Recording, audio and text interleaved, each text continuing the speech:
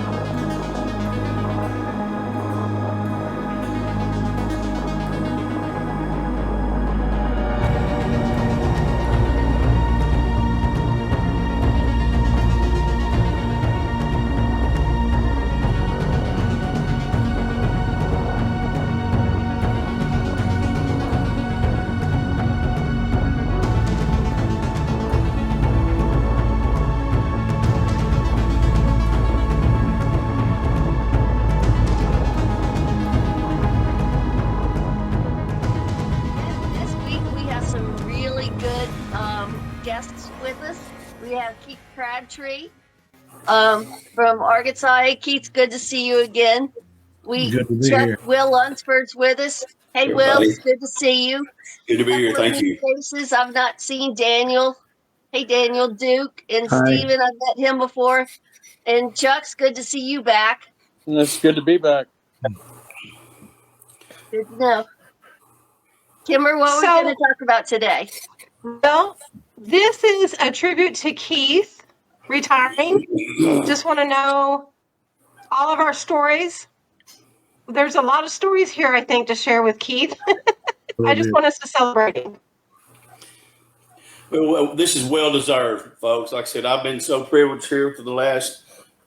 My memory, I thought it was longer than it's not, but when you get to know him, it's like you've known him all your life. But I think it's been 9 or 10 years since we've been friends, but it's been certainly a blessing for me, you know.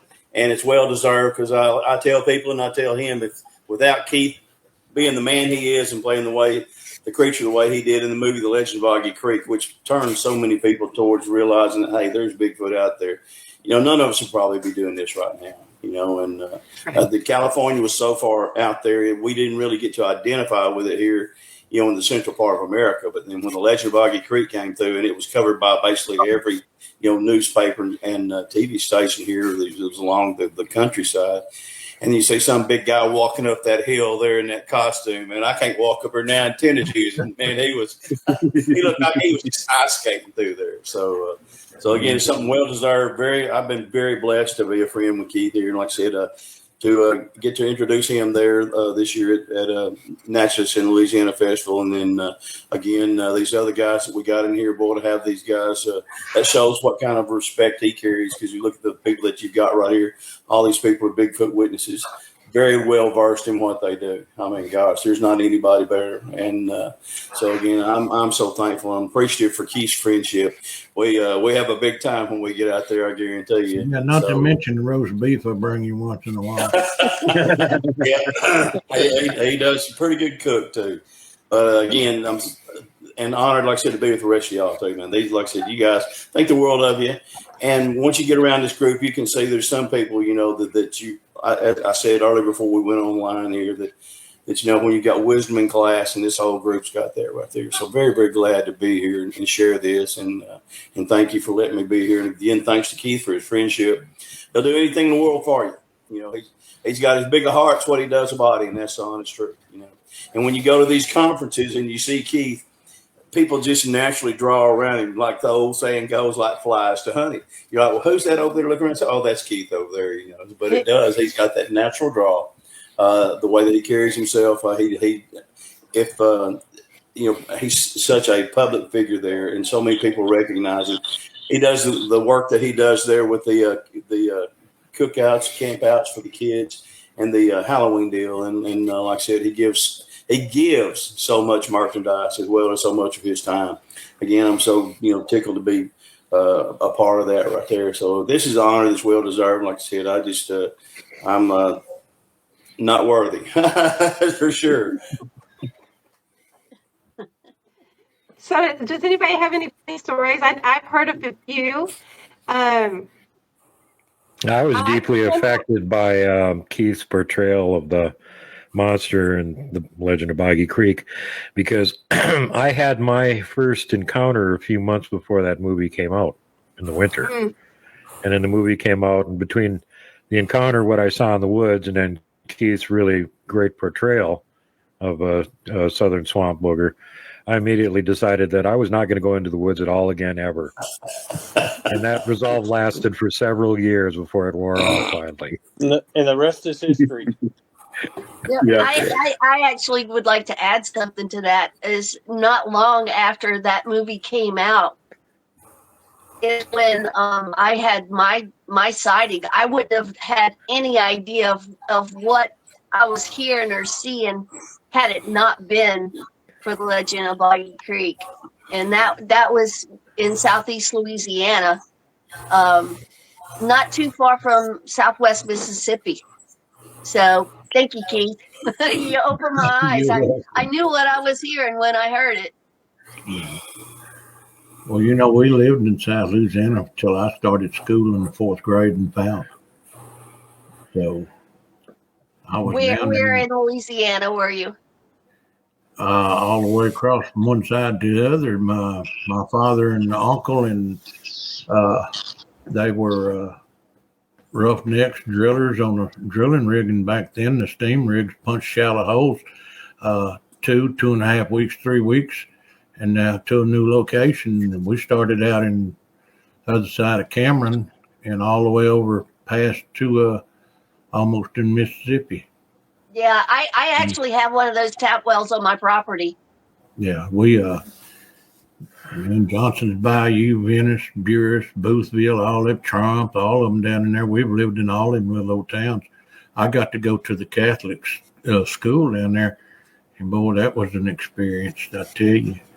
Then we moved back to Falk, and just about 5 years later, James Lynn had his deal down there, and James Lynn wasn't one to lie. So let's just say in the mid-'60s is when it started. But the tales that are told down there prior to James Lynn was Perry Jones, Little Perry. He had a sighting, and we was all over to Harold and Amy Jones's having Saturday night hoedown, you know, playing guitars and stuff. And he come flying up in there, and all the men left out with guns, and was gone about an hour and come back. And the story is he seen a monster down there. So that was that's starting pretty early in my life, knowledge about it there. Plus, Granny Crabtree, she always said there's a booger in them woods. You be careful going down there squirrel hunting. My granny used to tell me the same thing. She would call me out on the porch and let me listen. She'd be like, "Don't go back to that creek because there's boogers back there." Yeah. Yeah. And of course, Granny lived right on Boggy Creek. I squirrel hunted it every morning before school many times during squirrel season. So that's definitely about the creeks and rivers. Yeah. Somehow getting this mental image of Granny Clampett from the Beverly Hillbillies. Shotgun in one hand, big jug of rheumatism medicine in the other hand, going, "You stay the hell out of the woods. There's boogers over there." No, she was pretty strict. She was an old school mom, and then she worked in the cafeteria later years to retirement. And you could tell how bad a whooping you was going to get by what size butcher knife she went to cut the switch with. If she had he's going to survive, but if she had get my own switch. I had to go get my own switch. If she went out there with that butcher knife, you might as well pack your poking and head over to Granny Tipton's and get gone.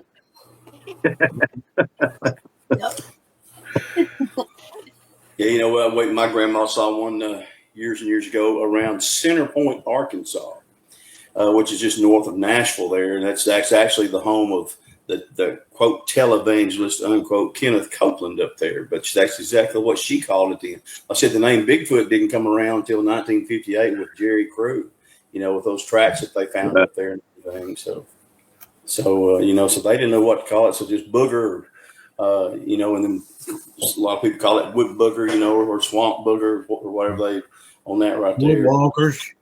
Yeah. No necks, no heads, skunk apes. Yeah. Me and Stephen call them Hanks, the ones that don't have the heads or the necks. There, they're all ducked down. And that has been around for a while too, I found out. Too. Oh, yeah. My dad would call him Hanks. He was from over near Ponchatoula. Granny was up from up around Columbia, Mississippi. And she'd call them boogers or wood boogers. Mm-hmm. Yeah, when Gail's mother moved out here, she told both of us on the porch out here, "Y'all got woodwalkers out here." And her house that was set up for her was just maybe 50 yards to the north. Daniel seen the setup out here in the chicken coops. Yeah, the first time I saw The Legend of Boggy Creek was actually at William's house. I sat in his living room and watched that movie and was just astounded. And I had the opportunity to meet Keith when I was down there and stop by the camp out with William. And when I was out at Keith's house, we filmed a little segment about the snakes out there on his land and the biggest snakes he had seen and how many he had to dispose of. And I actually recently sent that little video clip to a snake specialist down in Florida who works for Busch Gardens, and I think she wants to come visit now. I think she wants to come visit with William and Stephen and Keith and I and you guys if you want to join us. Yeah, she wants to go walking around in the summertime. She may be on her own. Right. Well, I'll tell you what, this hill out here is iron ore loaded, and it holds heat, and them copperheads love laying up around it. Yeah. And there was an abundance when I moved out here. I told y'all I went and got some cameras out this week, and I actually have a picture there of a cottonmouth that actually set off a game camera. Now, how big does that have to be? It looks like a wall of possum. And he's gone there, and right after it's actually on video. So right after he's sitting there, and he's just sitting still because he feels them hogs coming around there. And the hogs, hogs will normally eat a snake. And then, but he's there for 4 or 5 picks. And then after that, he's gone. So I don't know if they had an early dinner, if he just decided the best thing to do is just get out of there. But that's going to be one thing that you come with here. I sent Duke a video one time there of a timber rattler that we had down here. And, telling people what you go through down here. Then sent the one there where the hog is actually busting the metal welds in some of those cattle panels like that. And then it tries crawling over the fence. And my buddy actually has to shoot him off the fence because he's coming to get my buddy. So when you get down here and get to doing this stuff, it sounds like it's all fun and games. And it is when you see something or, when you get tracks or something like that. But other than that right there, there's a lot of things. It's not just the boogers that can get you for sure. Mm-hmm. And Keith was nice enough to join us for our studio podcast there in Texarkana at the Texarkana Podcast Studio, and that was a fun experience. But yeah, Keith, you're such a great guy, and like my colleague said, you're just a draw, So yeah, it was great meeting you, and thank you for coming on our podcast. So I enjoyed it. No, I enjoy meeting people. And the bad part is short-term memory at this point in my life. I can remember their face, but I can't remember their name. Yeah. It's like last night. Keith, the first time that I saw Boggy Creek was at the camp out with you when you showed it that night.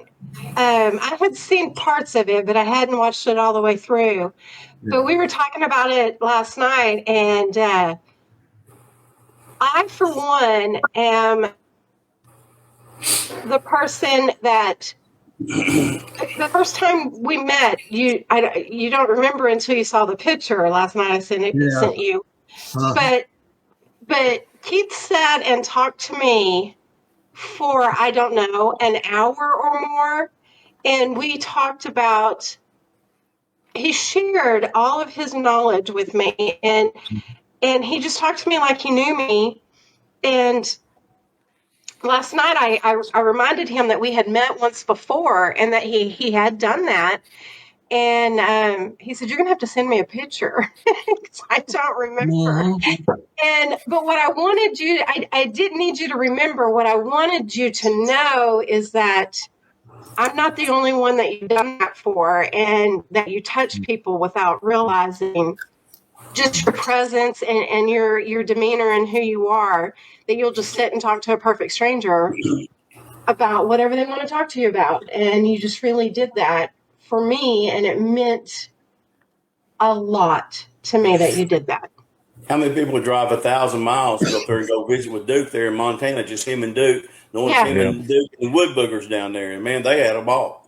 He come back and tell me about it. So did Duke. So again, we think maybe one of them went down and visited him in the South at one point. We've had people that heard about the camp out from Oregon, and they heard about it on Thursday and drove straight through and got there Saturday afternoon just to be at it. Yeah. Away from Oregon, and they didn't know nothing about it. And they drove straight through all the way from Oregon to there to be there for the last half of one day. I was tattling the other day. They're telling Keith, I know of 3 other movies where the main character that they've invented's last name is Crabtree. So that name is so synonymous, and most everybody, it's like, well, Travis, matter of fact, I was kind of back behind the scenes here when they were going to redo the Legend of Boggy Creek, and they were actually talking about having Steven Tyler from Aerosmith come down and sing the Travis Crabtree song. And that would have cost us quite a bit, but nevertheless there. So, but it's such a famous name, like I said, and 3 names that are made up. One of them was Hank Crabtree, professor at the University of Nebraska, and I can't remember the other names there because I'm kind of like Keith, old short-term memory. But it's such a famous name that's synonymous with Bigfoot hunting, and Steven Tyler has one of his houses right here in Missoula. You want me to go get a hold of him for you? Hey, man, snatch him up, just send him down. It's his honor. It wouldn't be that hard. It was harder to track down Captain Jack Sparrow and get him to go out bigfooting with me. Probably would be. That is hilarious. Hey, we can leave him down there as far as that goes. That guy, he don't see things high. Give him some rum. He'll be okay. Somebody like that. So I wonder how long it's been since an actor's killed a president. Come on down here and stop by my house and let's talk about it, and we'll see how. Johnny Derp. No, I didn't have him. I had the actual Captain Jack Sparrow, not the actor that. Oh, okay. I thought you, No, called him Johnny Derp. Is that what you said? Yeah, Johnny Derp. To give him a little credit is due, he is interested in Bigfoot and figures it's probably real, but that's all the credit he gets from me. Yeah. So Keith, were you surprised at just how big the movie became? Not really. I wasn't. I tried to get some money out of them before the production was completely done, and I guess my intuition had kicked in, and I thought this is really going to go somewhere because I got to checking and I found out that Charles B. Pierce was Mayor Chuckles and Captain Tall Tire, an advertising giant in Shreveport, more or less. Very good one, and I thought maybe I'll get that $100,000 in that Corvette, but I didn't. But that's okay. Yeah, Pierce was, I don't know how they knew so much, like the deal about, we talked a while ago there about how they always travel the creeks. Well, they do. They're always around waterways. I listed there in my book, my first book there, gosh, probably 30, 40 waterways there. I found several more since then that most everybody's having their sightings around some of the waterways. And then if I don't have access to land, somebody that lives close by, I'll try to find me a boat ramp or something like that, or a state park, something like that right there. And as a rule, it's just almost like putting money in the bank because you're going to get some kind of activity. So I don't know how they knew all that, back then. Because how much technical advice was Charles B. Pierce getting from Rocky Crabtree? There's no telling because he, actually, who was it? Wright actually wrote that movie, Keith. It wasn't actually Pierce. He kind of directed. It was his last name Smith. Smith, that's it. Yeah, Smith. That actually wrote it. So Charles B. Pierce, he was just getting directions on how to direct, and he had a reel to reel there. I think 8mm or something like that right there. Yeah. And then he got a cinematographer camera or something. I forgot what they call it from Hollywood shipped in. I went to Little Rock and picked it up for him. So I think the creature there that we talked about there about down there, the Honey Island Swamp Monster, it was shot with a reel to reel too. 8mm like that right there. And this is before the days of production. AI is going to make it really hard to get anything that's it's going to be just as true as it can be. But everybody's going, oh well, that's AI, that's computer generated, and I think that's going to be a problem for those of us who are actually genuine because people want to be cynical. But I hope it doesn't. But but what they knew back then, like Duke said, how much advice were they getting? And of course there was a lot of people who knew a lot about them back then. They just didn't broadcast it. It wasn't cool if you did. They considered you to be crazy. Yep. Well, don't forget that this wasn't fictional. This is all actually things that happened right in the local area. The majority of which were on Crabtree land. Is that not correct, Keith? A whole lot of it. The Searcy family, Louise Searcy, his maiden name was Crabtree. So that Searcy house, you can call it Crabtree House if you want to. And Amy Jones lived just past her on joining property. She was her sister. And just north of her was Pearl. And they were sisters. And then you had on the north side of the road, you had Isaac Crabtree had that property, and then you had Ruth Harris at the main county road, and she was Crabtree. See, now this is proving my theory here.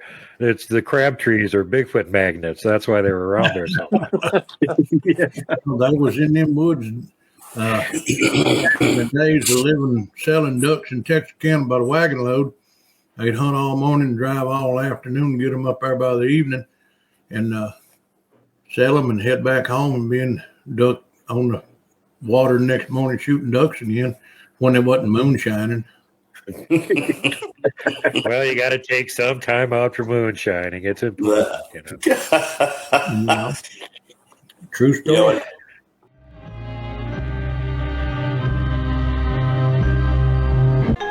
Just didn't look like anything I'd ever seen.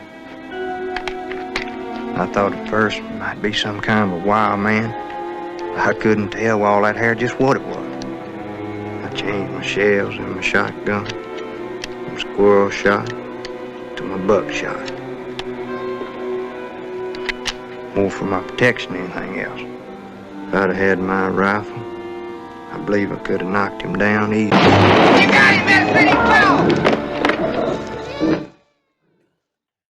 I thought that moonshining was that was one reason that they was so hard for people to believe around here. They kept saying, "Oh yeah, well they just invented that creature just to keep the revenuers and the other people away from the moonshining still."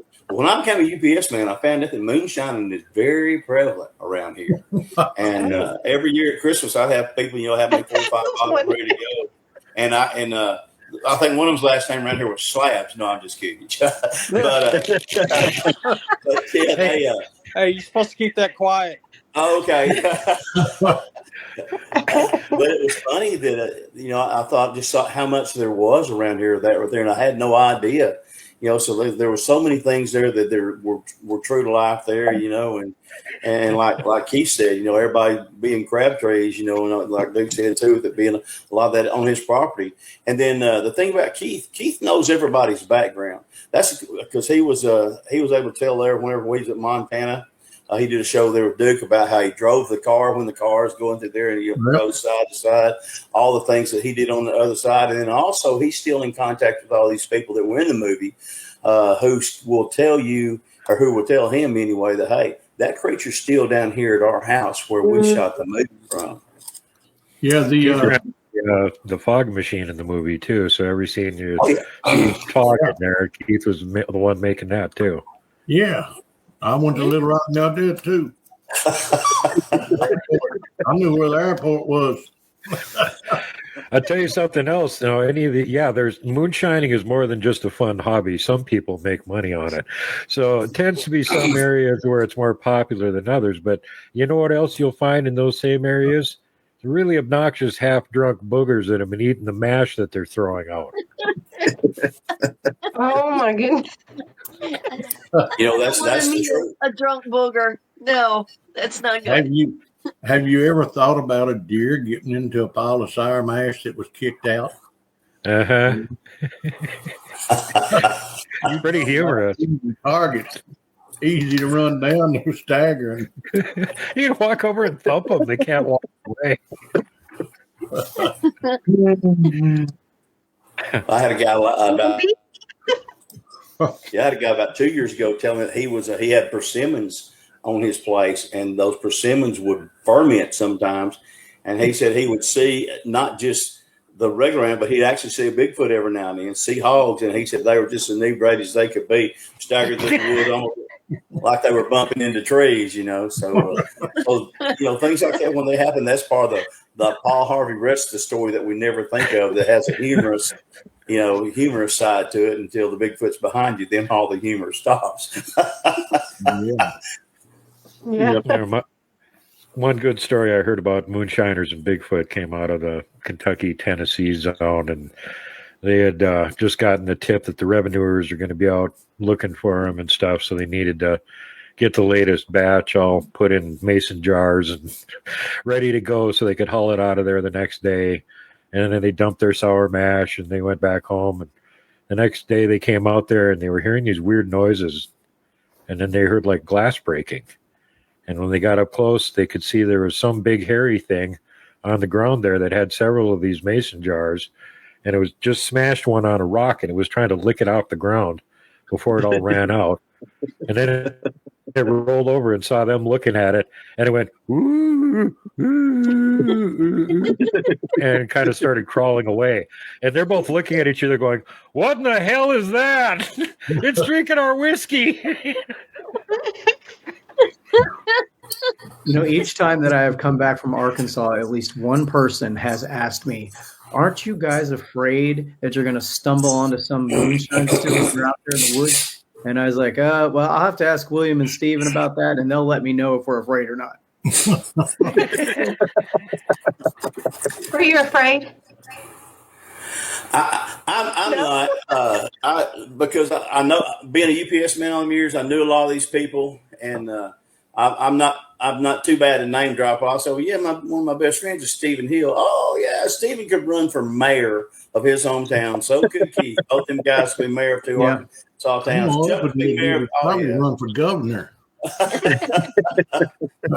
Jeez, you guys But gotta it's get really into funny politics. because, yeah, Keith, I have mean, you there's so ever much run of it across a around drunk booger? That one guy told me about 2 years ago, said he saw one staggering. He said he saw hogs that were going through them persimmons, and said the hogs were not walking right. Said he saw that Bigfoot through there, and he said, man, he said the thing, I swear it had to be drunk, and those natural fruits will ferment like that, and it's just you've heard of the old song there they called Old Mountain Dew. Said the buzzards in the sky get so drunk they can't fly when they get a whiff of that good old Mountain Dew. Well, that's kind of what happens with the animals down here, So it's a real thing. That's where that truth is stranger than fiction, right there. Yeah, the Mountain Dew all over the rock from where the booger was busting the mason jars full. Eden, to answer your question, have I ever seen a drunk woods booger? Back when I was younger, I looked in the mirror one time. I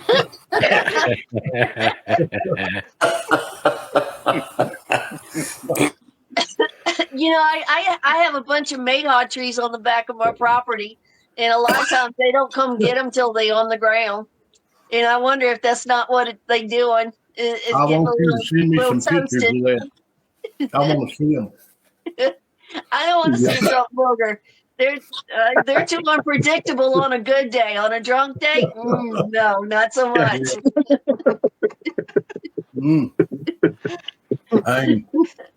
This is more entertaining than I thought it was going to be at this point. Moral of the story is don't give booze to boogers. They're already unpredictable. Right. Yeah. Very true. See, and that's true. I mean, everybody thinks they've been hearing the stuff on TV that people are putting out that's not true. The fact that, they're not going to hurt you. Folks, whatever they are, they're still unpredictable. And you don't want to, you can tell. I've had them out there. Had the one there when I did the show for Travel Channel. She had a baby up there with her, but man, all of a sudden she started sailing them rocks and started sailing bigger pieces of sticks and pine cones, and then she started like that right there, and just kind of just almost like a snort. And I'm like, I better get out of here because when they get like that, they have a way of letting you know, okay, you've just about wore out your welcome. And so being unpredictable like that. It's really but they're just as real a creature as all of us sitting right here, all 8 of us sitting here on this screen right now. Yeah, that's why I don't want to be friends with them. I mean, they're here, they come and go, they're not here all the time, but I don't want to go up and hug them because I don't ever know what's going to set them off. I'm friends with them. I bring them cookies and bacon, and then in return they chase other campers away. With the good ones, the friendly ones. I want to break bread with the friendly ones, with the nice ones. I don't want nothing to do with them bad ones. Well, the nice ones up here, like Keith, I mean, they were all over him. Oh my God, they weren't paying any damn attention to me. They were following Keith around all over the place wherever he went. I went and took this one jog up in the woods in the area that's usually packed with them, filming. There's not a damn thing there. Get back down to the road where Keith is fiddling around with the truck, and there's like half a dozen of them sitting in the ditch watching him. Yeah, I don't rate it all. They don't give a shit about me. They want to see this movie star Keith there. That's all they care about. Well, had you ever got that close to the hen and the little 3 chicks before? I mean, well, most of the animals up there act like they've never seen a human and they don't know what the hell you are. So that's always fun.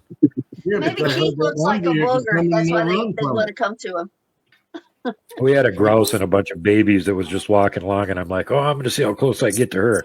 And I got my camera, and I'm like, I'm literally 1 step behind her, and she's barely trying to stay ahead of me.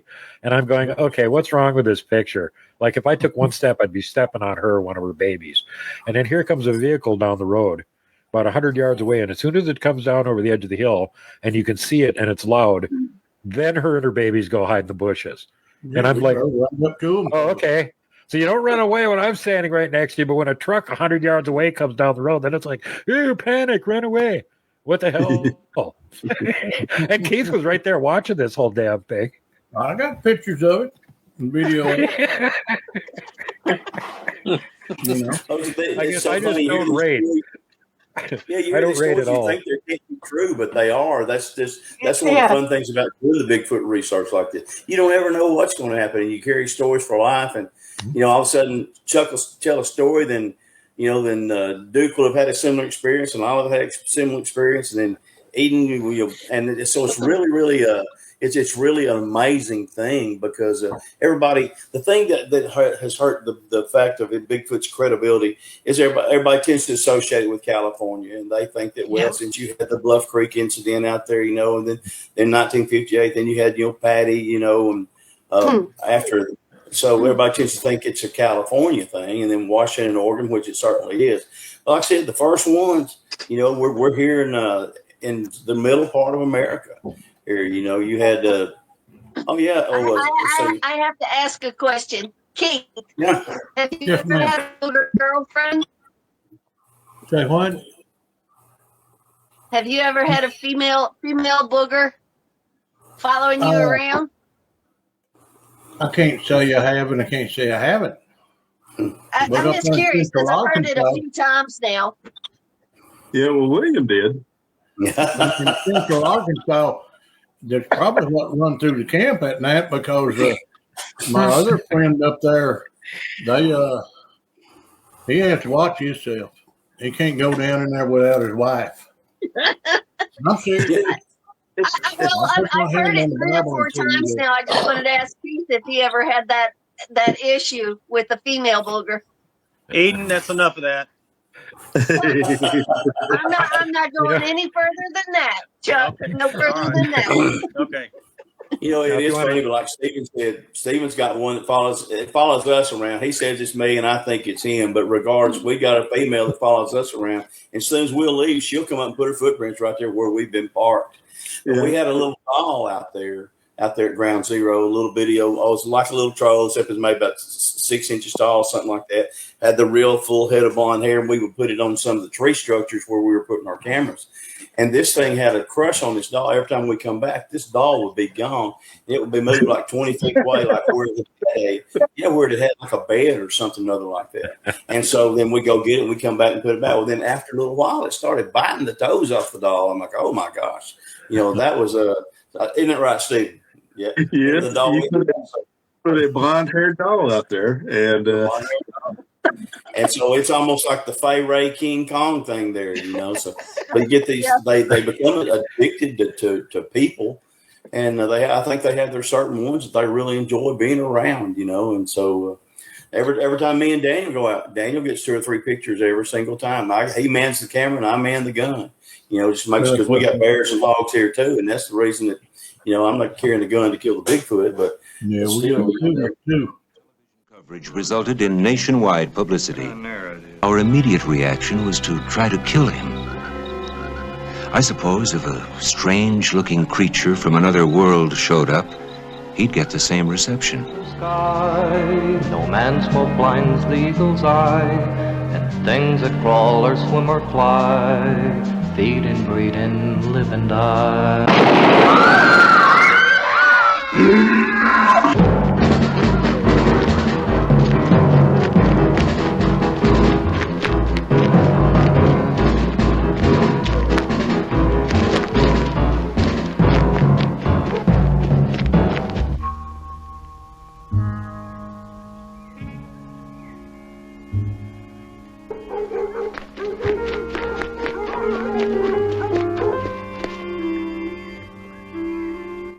If you ever have Blaine Tyler on, make sure to ask him about the Bigfoot girlfriend thing, because he got one too? Saw that during his presentation. Yeah, no, he's got a recording of her where he's standing out in this field going "woo," and she goes, and he goes "woo," and she goes back at him again, and he's going, "Yeah, it's my Bigfoot girlfriend. Make my wife jealous." Well, somebody slipped a Snickers bar outside my window one night in Oklahoma, and one came outside my window, and that's no joke. And they were throwing rocks all night long on top of this cabin. I talked to Mary Bolin about it, I think like 2 days ago, and we were kind of reminiscing. Every time you'd have to get your cell phone, go down to the restroom, great old big cabin there, and so the rocks would be landing on top of where you were walking, where your light was. I mean, boy, with some velocity. And so Stephen had actually put a dadgum Snickers bar outside my window and didn't tell me. Well, the last time I go to the restroom at night, I was having some back trouble. So when I finally went back, just kind of crashed on the bed for a minute, and all of a sudden I hear, I'm like, oh my gosh. And Mary Boland heard it as well. And she was up there towards the front. Of course, everybody else was, so doggone tired. I'm like, oh my gosh, I didn't even know that he had pulled that prank on me until the next morning, when he started. But it actually did. I don't know if it was a female or I don't know if it was a male, but I do know it was definitely a Bigfoot, probably 2 foot outside my window, making vocalizations. And they weren't like the chatter from the babies. It was like adult, Bigfoot talk. So anyway, that was. Go ahead, Stephen. Yeah, that was moaning. Because it woke me up. Yes, that's why me and Stephen have such a good time. We're out there, everybody's dressed. You see on these TV shows, man, they're all dressed in camouflage and all that junk. And me and Stephen are there after work. I'll have on a chartreuse shirt. He'll have on a chartreuse shirt. And we joke around, hey, we're having an Olympic event here, synchronized Bigfoot hunting, But for sure, and I'll have an orange hat like what Keith has got on, and it doesn't make them any difference. You don't have. They want to come around, they're going to be there, and then we'll do the, we'll do what we call making the phone call. We'll do the owl call and stuff like that. And you can hear them walking up in there and staying inside. But sure enough, this one here, she, when it's our girlfriend there, she tends to follow us around there. So I hope she's protecting us from them big old males. And so other than that. Yeah, if I lose her, I don't know what I'm going to do. But did you ever stop to think about how you may have to compensate her? I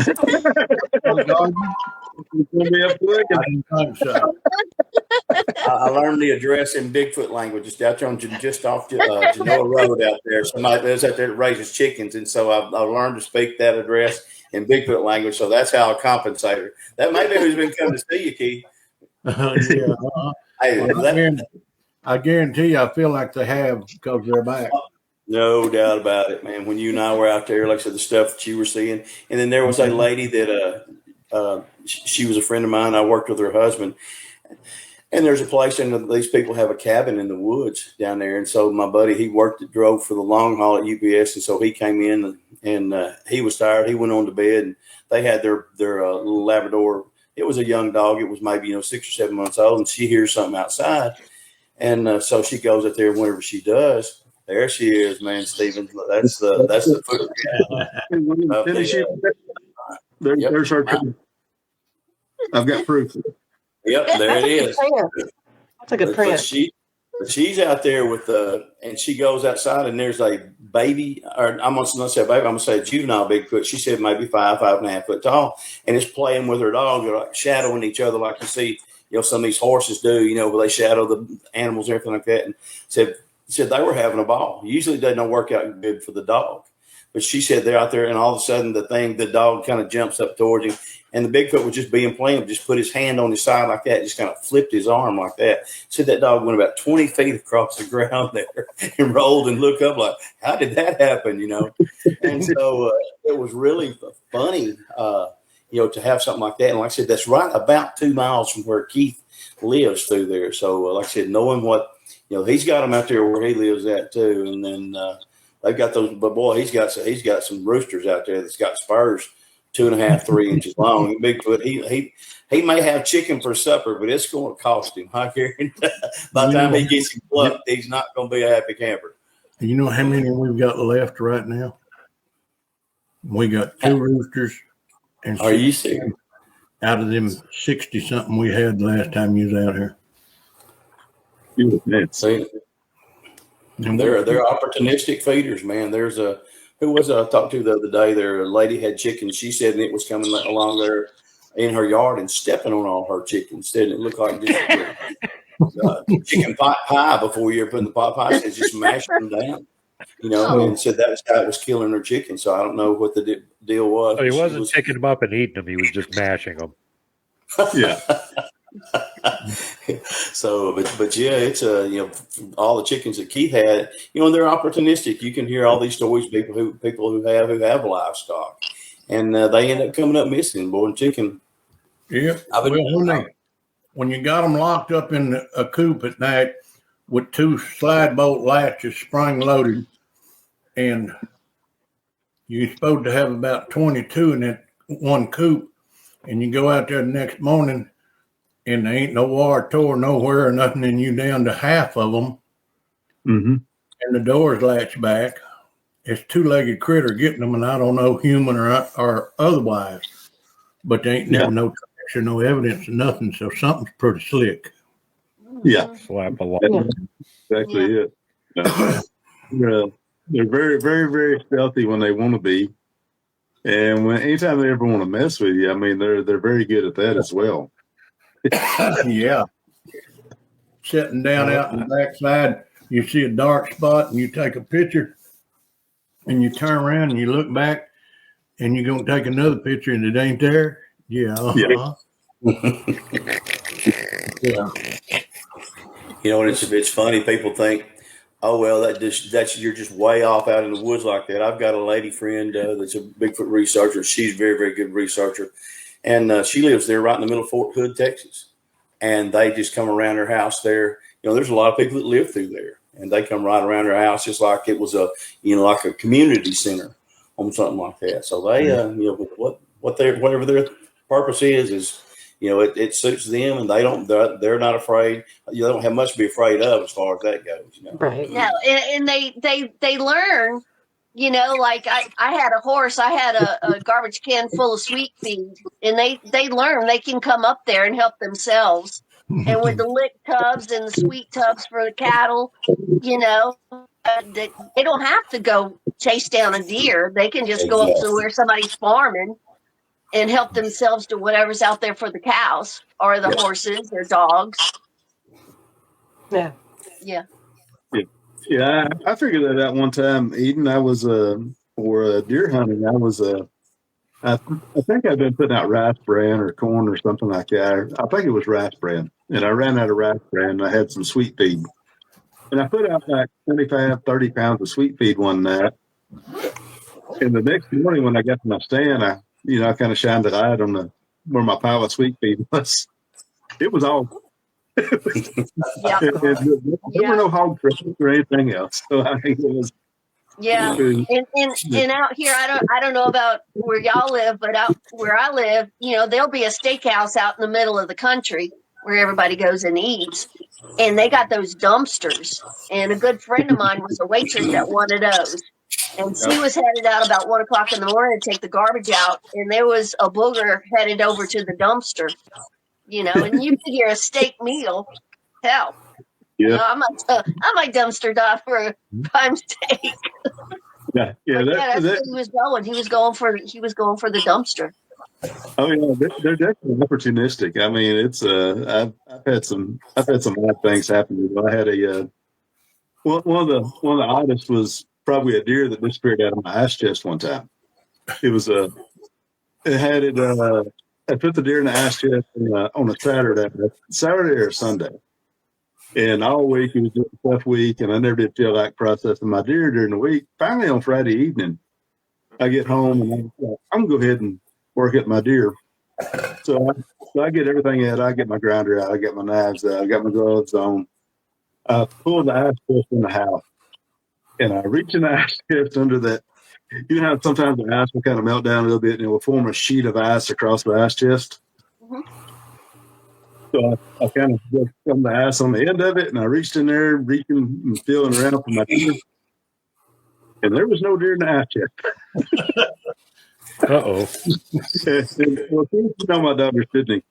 And Sydney, being the faithful skeptic that she was, is like, the dogs must have got it. The dogs had to have got the deer. They've got the deer eggs, they've got to be here in the yard.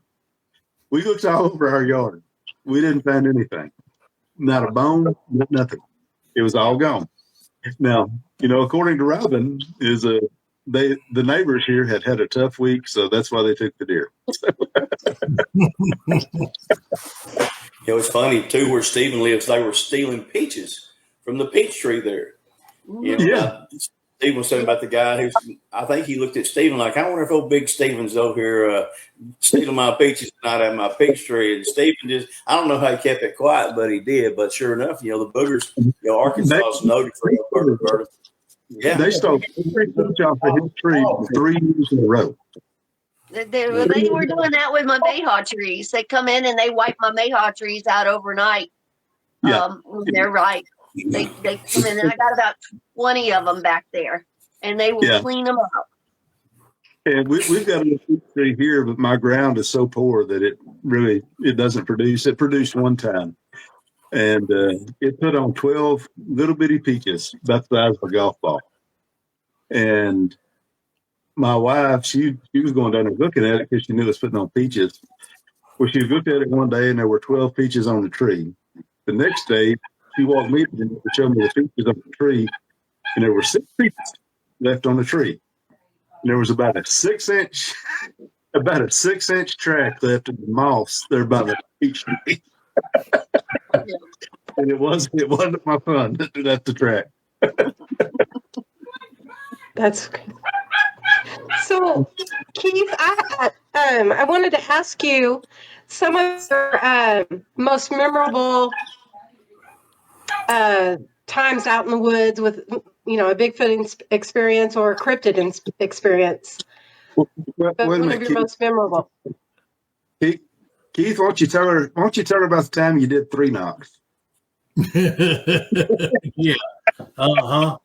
I was told never do it again. You talking about up there in me and Tanya's ground zero? Yeah. Neighbors, 2 campsites over, she come walking over and she said, "Sir, you mind if I sit in and talk to you?" I said, "Not one bit." And we got a little fire going sitting at the camp table. She said, "Did you just do 3 knocks?" I said, "Yes." She said, "Don't never do that again." I said, "Why not?" She said, "Well," she said, "1 knock is hello, 2 is, make contact, and 3 is go to war." And she was serious. And then I found out how knowledgeable she was. She was Horseshoe Lake, which I think she's talking about Lake Erland. Her grandfather, she used to go on the boat with them and stuff.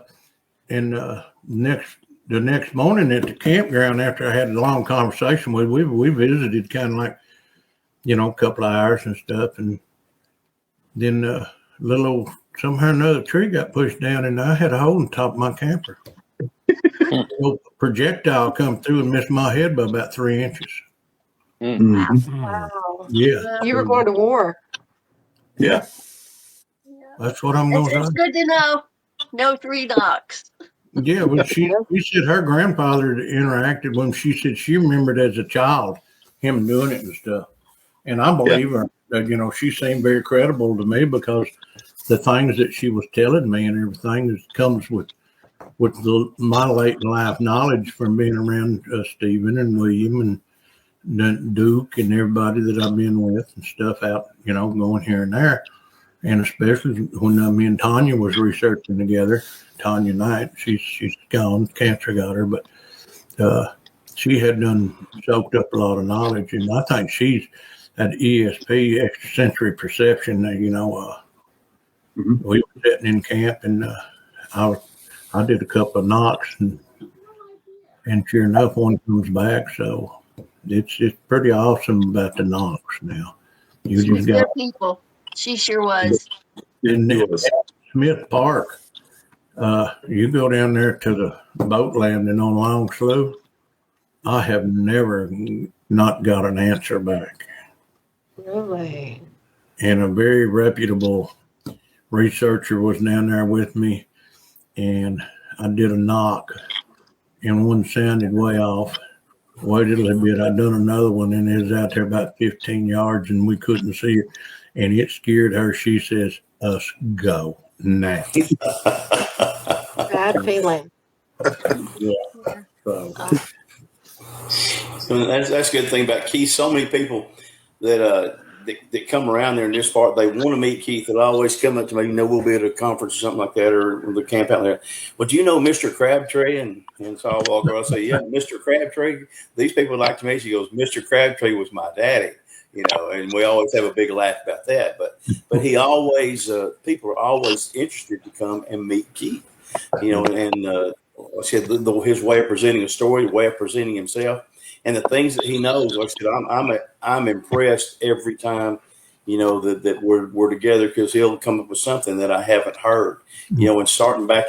How long was it you lived in Fountain, Keith? Since what? 19? Oh, we moved up there when I started the third grade. I think I was 10 years old. Of course, we was in and out in the summertime and stuff, but our residence was South Louisiana. Just pick a point in South Louisiana, because we was all over the southern part of the state in the oil fields. And we, I'm gonna tell you, that would have been 1962 when we moved back to Falcon, and then I started hearing this and that. As soon as they turned me loose with a gun to squirrel hunt, I was in the woods. So on Boggy Creek, a lot of times, and on Chicken Creek up there north, back behind Uncle Ayel's land, we follow that little old creek down there and camp out by myself. And I don't know how many times the hair on the back of my neck and everything just stand up, and I know somebody's watching me. Or something was watching me. There was definitely something there.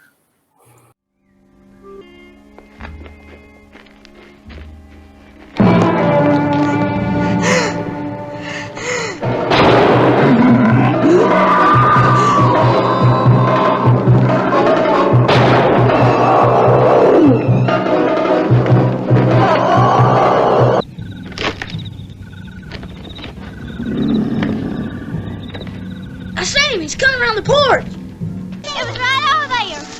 Right over there. See, there isn't anything over there. Well, there was. He was. He was. That's where we saw him last. He suddenly disappeared.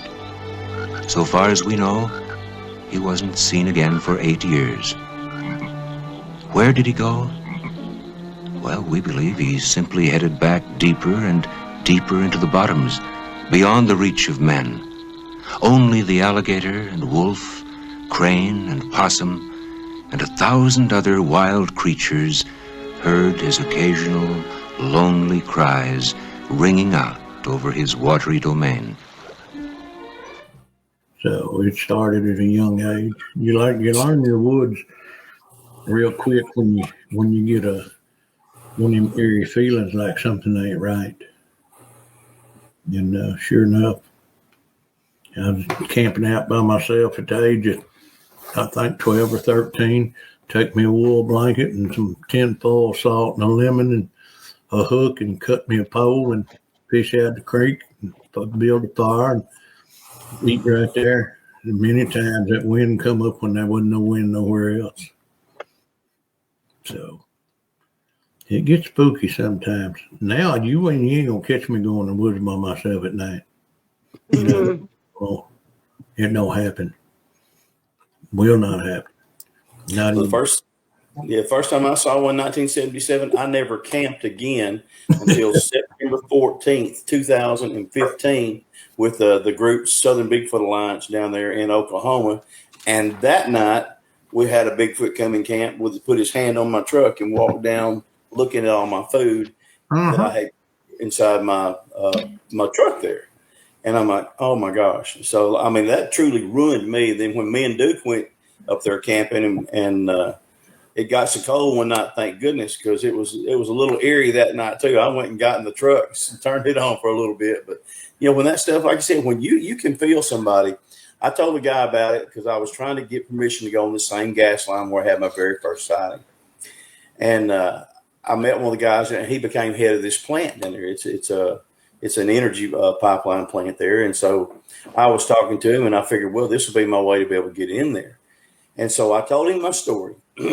And he said, man, that's strange. He said, because we have to ride that same pipeline to go check the fittings and everything else too. And they put 2 4-wheelers, one guy on each side, and they'll go down and they'll check all the fittings, everything else, the pipes, and come back. Well, I told him where everything happened. And so I was gone from that UPS area, maybe for 6 months. And then I came back, and so all of a sudden I walk in one day, and boy, he got this big smile on his face, and he's like, "Boy, have I been waiting to see you?" And I'm like, "Well, I said, I've got a whole hour. Let's hear about it." Well, so sure enough, the story. Exactly. So they went down there and they parked, and they rode down this same gas line, and every single place that I had told him where we had, some kind of encounter, the guy that was riding with him, he didn't tell him what was going on over there, what had gone on. And there he was riding on one side of the gas line, and all of a sudden he'd turn, he'd get his four-wheel over, and he goes, "Man," he said, "you ever get the feeling something ain't right?" And he goes, "Oh, man," he said, "you just letting your imagination run away with it." He goes, "Man, I got that funny feeling." He said, "It's like somebody looking at me." Well, then they did this 5 or 6 times in about probably almost a 3/4 mile stretch. And then when he got to the place where I actually saw my Bigfoot right there, he rode across there. He said, "Man, I'm telling you," he said, "there's something wrong." He said, "If you want to finish this out, you can. If you want to fire me, you can, but I'm going back to the truck." So he said, "Let's just ride real quick. Let's turn around and come back." So they did. But by that time, the manager there was getting this very same feeling. And so I said, it was something like I said, that you could feel. Almost like people had their fingers on the back of your neck right there. And it's such a real feeling. People, you're just getting spooky. No, there's things out there that happen like that we just don't understand. And that was one of them right there. But both these men, I said the same thing. He said, and I never told him where you'd had your experiences. He said, in every place you told me right there, he said, something happened to us. So it's kind of crazy, when things out there like that, you can, these things, when people say they feel like somebody's looking at them and you can feel it, they're not pulling your leg. It's these things, me and Stephen attribute it to infrasound. I think, they even use infrasound to find weaponry and stuff like that. Our military uses infrasound as far as that goes. We've got inner senses in our body that we don't know how to control. I promise you. That's exactly right. Yeah. When they activate, pay attention to them. I agree. I think we have intuitions that we tend to ignore. Yeah. If we follow our gut, it'll lead us where we need to be. Yeah. I agree. I'll tell you something. Will does not spook easily, and I'm saying that from firsthand experience. Yeah. We had 7 of us up here. Most of the team had left. The last night was just me, Michael, and William. And it was raining a little bit, so we're underneath this fancy pavilion that William got while he was here. We still got that, man. It's awesome. Good deal.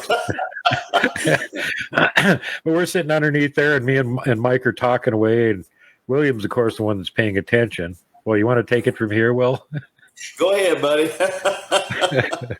Well, he's sitting there, and he's got his back to the river like I do. Michael's facing us, looking the opposite direction.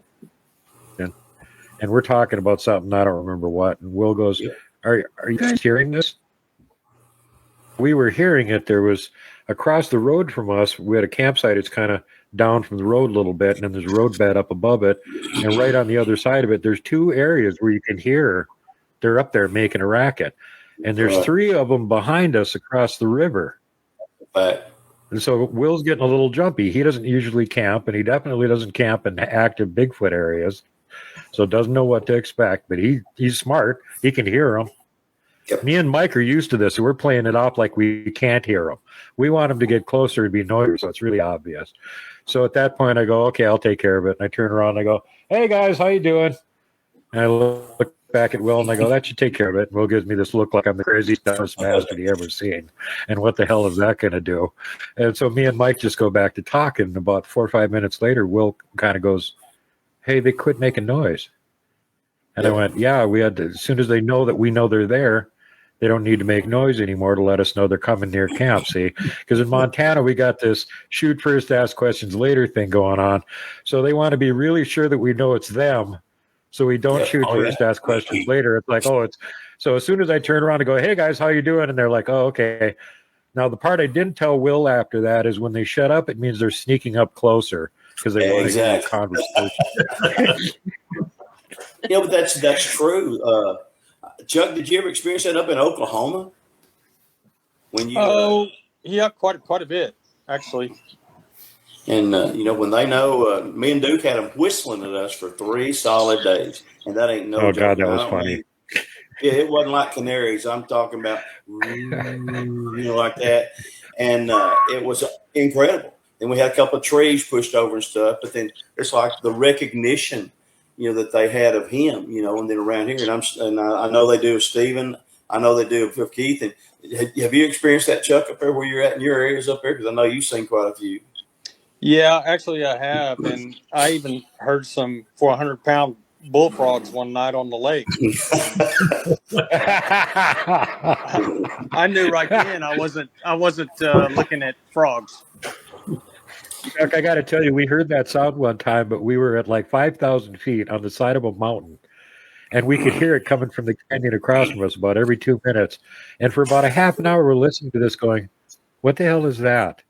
And after almost a half an hour of it, we finally went, I think it's supposed to be a bullfrog. But it wasn't, The crazy part about that situation with me was this was on a lake, and there was only 2 bullfrogs croaking. And at this time of year, there's like hundreds of them out there. And it just, you could just tell it didn't really sound like a bullfrog, but it sounded like a great big bullfrog, if you get my drift. It was close enough that the actual bullfrog said, that bullfrog is gigantic. I'm going to shut the hell up right now. They went on the other side of the lake. Yeah, exactly. I have a question for everybody. I want to start with Keith, though. Keith, have you ever heard them talking? Have you ever heard samurai chatter or anything like that? No, I haven't, but I got a good friend that he's a pretty good mimic, and he told me the sound they made, and it wasn't that much longer after what he mimicked that I heard on a recording, and then I know he was telling me the truth. Yep. But as far as him talking back and forth and stuff, I've not had that pleasure. I heard samurai chatter in Southwest Mississippi, and then I was on the Washita River south of Tishomingo, and I heard what I can only describe as it sounded like the cartoon Tasmanian devil. Oh, he was like way too close for me. Has anybody else heard that? Yep. Yeah, well. I heard the Tasmanian devil angry sound from the Sierra Sounds. Yep. Back in 77 in northern Minnesota. See, I've never heard that on the Sierra Sounds. Me and Daniel. Oh yeah, he does it over and over again. He's angry. I would like to say it sounds like Oriental gibberish. What Jamie done, and then, matter of fact, I've heard it twice on people's audio recordings since then, and to me, it sounds like Oriental gibberish. So yeah, and that's what it sounded like to me in Southwest Mississippi. It sounded like Japanese or Chinese or something, a foreign language. Yeah. And me and Daniel were hearing it up there at Ground Zero that one day there and it was crazy because he had done, it was one of them strange wildlife days. He'd been treed by a couple of hogs that morning in one place. So we left there, and that was his first experience. Alaska don't have many hogs, but that was Daniel's first experience with that. Of course, we chuckled, as we were going from one place to another. But then we went up to Ground Zero up there, and like I said, the animals were or whatever they were, all animals were just nuts that day. And so me and Daniel were taking a trail that me and Stephen had not ever taken. And then we start hearing this like you said, like the samurai chatter. So we stopped, and and it was enough to stop you. And it was very, very, very distinct, like you say, almost like some kind of a Oriental foreign language or something like that. And so as we're standing there, Daniel starts taking some pictures right there. And so I'm looking to the right, and then Daniel's got a great picture there. And I'm sitting there looking to my right. And again, I've got that 45-70 rifle. And I'm making sure it's not hogs, and I'm making sure that it's not bears and coming through there. And too, I don't want, Daddy Bigfoot coming through and getting hold of either one of those either. But we're sitting there listening to the chatter, and we know that there's babies. And so Daniel's just saying, let me ask you one question. Was it just one, or was it more than one talking back and forth? It sounded like more than one, didn't it, to you, Daniel? And he said, "Man," he said, "Is that babies?" And I said, "It's got to be." you know, and I don't hear it very often down here between the little ones. I can hear some of the big ones sometimes, but anyway, so we're sitting there, and then so Daniel's just, as we're waiting over there looking, and he's still and I'm still. Then we have one that screams at us there, not too far from that. We go back to the truck, and there's a giant rock that's been placed in front of our truck, so I can't do anything to back up to drive around it, so we can let this thing is letting us know, hey, I've been here. But while he's up there taking pictures up there, directly ahead of us, I looked over to the left, and there's a tree, and there's a Bigfoot hanging down a tree, looking at us just like that. And I never saw him because I was so enamored with the sounds that we were getting into and making sure that we didn't get charged or by hogs or bears or anything like that. So we heard it that day, and then when my son was like 13, and we heard like Duke was talking about the Sierra sounds. We heard the samurai chatter, and it's about 5 o'clock in the afternoon. And something had been pushing over my deer feeder. Bigfoot loved corn. And so they've been pushing my feeder every day. So we got there late, just in time for a hunt. They said, well, do you want to set this up? And I said, no, let's just go hunt. So we do. We go set up there for about an hour and a half. And right as about twilight seems to be the magic time, right as that sun kind of starts getting behind the furthest trees over there. And man, all of a sudden, we get, and it stopped, and it did the same thing again. And when they say the Sierra growl, it ain't no growl. It defies imitation for sure. No. And it does it again. And man, the fight or flight mode came out in Dad, and I had a daggum machete, and I had a small pocket knife, and I had a crossbow was all that I had. Didn't have anything else. And Reese is up there with a compound bow, his first compound bow in a tree about 10 foot tall. And I'm like, oh, Lord, please don't let that Bigfoot have found Reese. So I go running as fast as I can back down there. And I was, like I said, sitting on the ground. Thank goodness I didn't have to come out of the tree, but he's still in the tree. So as I make the curve, I stopped. I didn't want to scare him, you know, but I mean, it was plain as day what it was. I mean, because he and I both thought the same thing at the same time. And so sure enough, I walk up there semi-casually, hoping that I'm not giving it away. And I said, oh, buddy, it's getting kind of dark. You about ready to go? Did you hear that noise? I'm like, yeah, I heard that noise. And he said, what was that? And I said, that was just a couple of barred owls laughing. He goes, no, it wasn't. He goes, it was that sound that Bigfoot makes an animal. Yeah. I mean, the one I heard was about dinner time. Was just about dark 30. Yep, about dark 30. And I'm like, oh my gosh, so what are we going to do, Dad? I said, well, you just come on down out of the tree. I said, I'm going to throw the keys right here. And I've been teaching to drive. And I said, you just come on down. I said, I'll sit here and you'll watch them. And hopefully nothing will happen. I said, if it does, I said, you just take the keys and run onto the truck. So I'll be fine. I knew I was lying because I knew if there was going to be confrontation, I knew who was going to be in it. I knew who was going to win it, you know. And then one deal, people say, well, you can't win it unless you're in it. No, you can be in it, but you still ain't going to win it.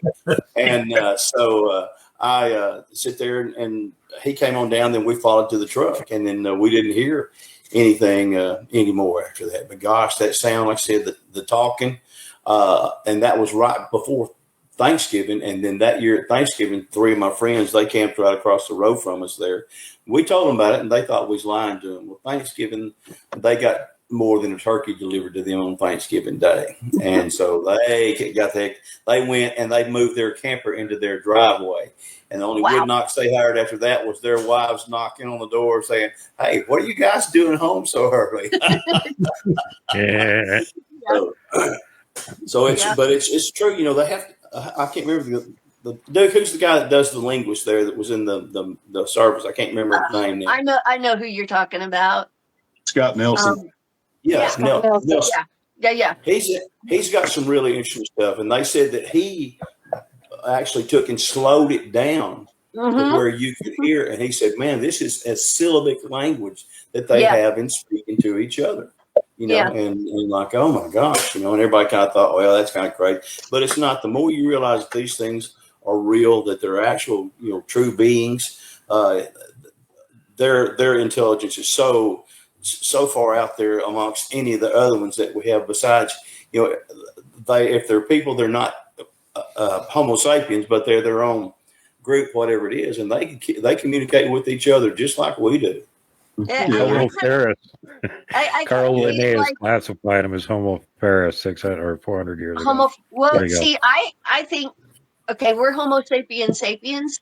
I think they're Homo sapiens something else we don't know yet. You know, and that could be wrong. I mean, it's just what I'm thinking. But they have a language. They're intelligent. They have a family structure. Yeah. You know, I've like seen Carl Linnaeus, the creator of the zoological system, classified them as Homo ferris, Ferris, as in feral human. Okay. Okay. Well, there's some. We don't have the, even with the DNA that we have, like I said, it's still a deal of where, with the Melba stuff there, it became back as a female human and then an unknown primate. We still have stuff that's unknown that we may never know. Good Lord may mean for us not to ever know, but I guarantee you, they're and sometimes I think rather than being any kind of missing link, I think they're their own being. They don't need to be a cross between anything. They are really the alpha as far as even more so than people in their environment. There's nothing like them. We're not even as good in our environment like what they are in theirs. I think they're kind of just like us. That we got the Orientals and we got the Caucasians and we got different species of humans. Yeah. I think there's more than just one species of the primate Bigfoot. Mm-hmm. Tech level too. I agree with Keith, and that's the other thing. That's we got different kinds of humans all over the earth. They're all Homo sapiens sapiens. Yeah. But let's just narrow it down to like North America. You got some people that are like driving a horse and buggy still, because that's their religious belief, and then you got other ones that are working in space shuttles and stuff. Well, they're all Homo sapiens sapiens. And some of them look really primitive, and other ones look really advanced, depending on how you judge that sort of thing. And it's the same thing with the Bigfoot Sasquatch. Some of them have a lot of these weird paranormal abilities that they've managed to figure out, and they pass down to their close kin and relatives. And then there's other ones that are just super primitive and everything in between. My thoughts on that is okay, because you have the female Homo sapien, the female human, and an unknown primate. But if you mix a horse with like a donkey, sometimes you're going to get something that looks more like a horse, and sometimes you're going to get something that looks more like a donkey. And I kind of feel like it's the same thing. Sometimes you're going to get something that looks more human, and sometimes you're going to get something that looks more primate. It just depends on the DNA and how it presents. That's what Melba Ketchum says too. It's also a matter of like what percentage of DNA do they have? It's not all 50-50. Some of them have a lot more of the nuclear DNA. Some of them have a lot more of the female human side DNA of it. So you're going to get all of these variations in between, and that's even within one breeding group where you got a male and a female. The kids can look radically different from each other. Exactly. You're right. I agree. And that's it. And people, they ask, say, well, what does Bigfoot look like? And I used to give them the description. Most of the ones I see down here around Fout, tend to look more like big, tall, giant apes. But then, I said, we started getting up there in the mountains and stuff, and they had a totally different look than what they had here. So they really don't all look the same. We got some, like we talked earlier about the round heads. We got some that's got the conical head. That picture I got this week, man, that's the ugliest face I believe I've ever seen on a Bigfoot in my life. I mean, his jaw tends to just like come out like that right there, but he's just massive. So they don't all look the same, and they're not all the same color. I didn't think that. I thought all Bigfoot had black eyes, but I've got a picture of one last year. It's got blue eyes, and then Chrissy Sci-Fi. Oh, that's a Sukalu there. Yeah, that's a Sukalu. They got the blue eyes. Yep. So the different kind there, like we've all said, they don't all look the same, and so that really surprised me because you when you look at those things like that, you're like, oh gosh. Like I said, some of them. I've got a picture of a mama crossing a baby there. Me and Daniel did up there at Ground Zero, and she stopped, and I was going to get my very first video of Bigfoot walking. And she just stopped, and we had about a 5-minute staring contest. And I had someplace I had to be. I said, "Dang, I'm just going to have to take a picture." So I take a picture, but I keep seeing something on her down around her waistline that's moving. So anyway, I took that still picture, and then I go home there and blow my pictures up. And sure enough, here's Mama. Mama's looking at me. She's got a real long nose, like a proboscis monkey. has right there. And then there on her waistline is her baby, and her baby is just about the same way. Well, I got mama and baby at the same time, and the eyes right there. That's the only ones I've seen that I could really say look more human than actually than what it looked, more rustic looking, I guess you could say. So they don't all look the same, and I'm learning more day by day. Well, if you look at us right here, we got a brunette, we got a redhead, we got someone that is follically challenged. Sorry, Daniel. But we're all different. We all look so different, and I'm 5'2". My son is 6'4", and he's a brunette. Of course, he's got curly hair like me. But I mean, you never know how DNA is going to present itself. That's it. That's exactly right. Like Duke said about the percentage that we have, like what you said, you being 5'2" and have a son that's 6. You don't never know how that stuff's going to, how it's going to roll out, and but we know that it does because we're all the living proof right here, Right here. Yeah, we're proof of it. Exactly. And our level of variability is pretty small compared to what they've got going for them. Sure. And then they've got local groups too, where they're mostly just breeding with each other for, maybe centuries or longer. So they start having sort of a look to them that is distinct from other areas. Christy just got a cool picture not very long ago of one of her local Sukaloo sitting on a tree branch in the dark. You could see his hands and feet on the branch. You could see his outline. And you could see 2 glowing blue lights. Yeah. not eye shine, eye glow, and it's blue. Right. And I was like, okay, that's the first time I've seen that. I've seen other colors, especially red, but not blue. Yeah. Well, we got that one out there that night, Stephen, middle of that field, got 2 sets of blue eyes, just blue as the ocean, sitting right there looking at us, almost self-illuminating. And showing it to my wife. My wife goes, well, that's a raccoon. I said, well, that's raccoon 7.5 foot tall. She said, well, maybe he jumped. I said, well, Stephen, that's a new species of raccoon. That's a 7 foot jumping raccoon. And we all had a big laugh. But the eyes are just as blue as just really blue. So, yeah. And I'm like, Duke, I'd never seen that before. And I'm like, oh my gosh. But then I start hearing people tell stories, like the Sukaloo Christy, and then actually getting to see one that I've got that's right there in front of my camera, and he's got blue eyes. His irises are blue. So, so it's you hear some of these strange. reports, and it's like easy to kind of go, man, I don't know.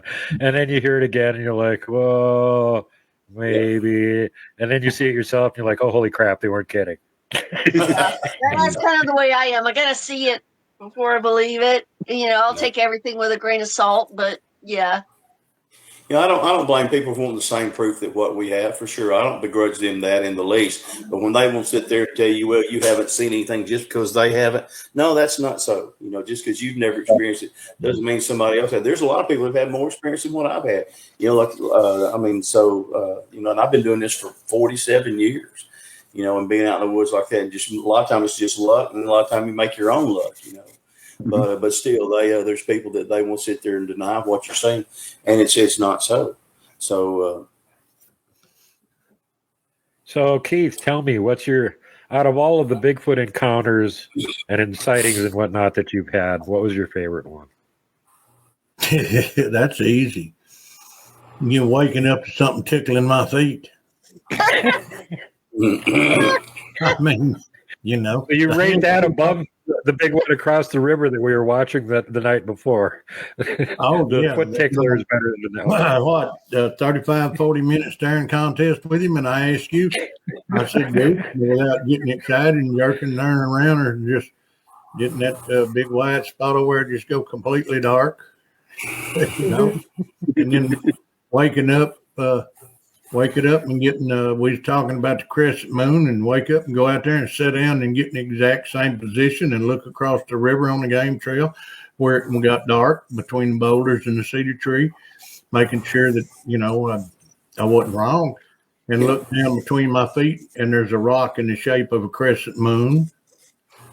That was there the night before. Yeah, they put it there. They gifted that.